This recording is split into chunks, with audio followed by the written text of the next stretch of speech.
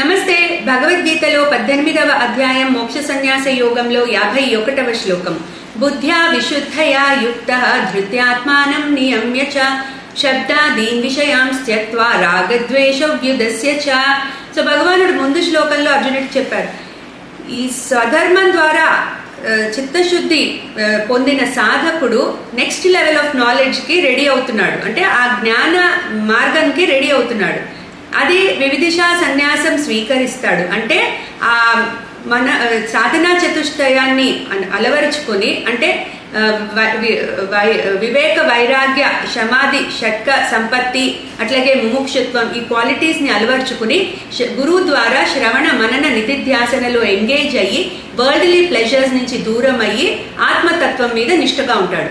So ఆ stage ని వివిధిషా సన్యాసం అంటారు. సో ఆ స్టేజ్ లో సాధకుడు ఏం చేస్తాడు అంటే బుద్ధ్యా విశుద్ధయా యుక్తః.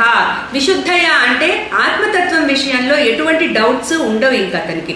ఆ డౌట్స్ ని వదిలిపెట్టి ఆ బుద్ధి సాత్వికమైన బుద్ధి కలిగి ఉండి, అట్లాగే సాత్వికమైన ధృతి పర్సివరెన్స్ డిటర్మినేషన్ కలిగి ఉండి, ఆత్మానం నియమ్యచ తన శరీరాన్ని ఇంద్రియాలని మనస్సుని అన్నిటినీ కంట్రోల్ చేసుకుని శబ్దాదీన్ విషయాన్ త్యక్త్వా. సో తన ఇంద్రియ విషయాల నుంచి విత్డ్రా చేసుకుంటాడు. విత్డ్రా చేసుకుని రాగద్వేషవ్యుదస్య చ రాగద్వేషాలని మనసులోకి రానియడు. సో ఈ క్వాలిటీస్ అన్ని అలవర్చుకుని అతడు ఆ నాలెడ్జ్ గెయినింగ్ విషయంలో చాలా అప్రమత్తంగా ఉంటాడు అని చెప్తున్నారు భగవానుడు. క్లీన్ కృష్ణాయ నమః.